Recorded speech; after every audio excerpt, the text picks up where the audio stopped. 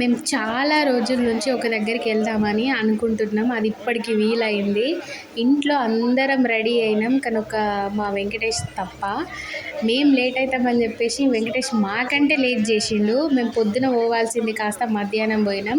ఇంటికి ఎక్కడికి వెళ్తున్నామో చెప్పలేదు కదా. ఇందులో ఒక పర్సన్ మిస్ అయ్యారు. ఆ పర్సన్ వాళ్ళ ఇంటికే మేము వెళ్తున్నాం. వాళ్ళు ఎవరో కాదు, మా సాయి. మేము అందరం కలిసి ఇటికాల వెళ్తున్నాము. ప్రజెంట్ అయితే ఇటికాల చేరుకున్నాం.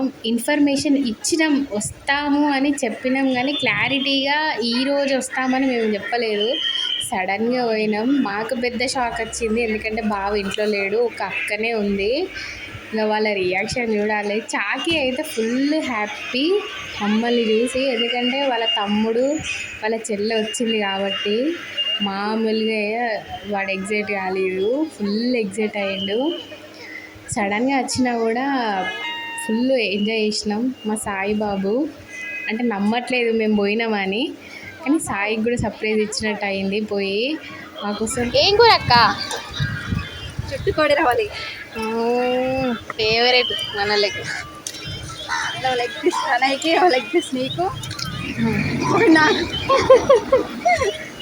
శాంబావకి, అది పులుసు,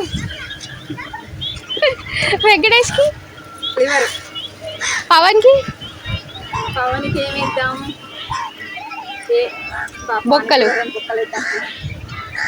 పొట్టిదానికి కూడా మంచి లివర్ వేద్దాం. ఓకే.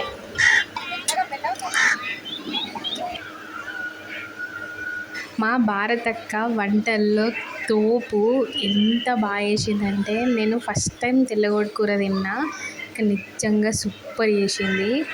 అక్క, నువ్వు ఎప్పుడు మా ఇంటికి వచ్చినా ఇంకా ఈ కాడ నుంచి నువ్వే చేయాలి, ఓకేనా?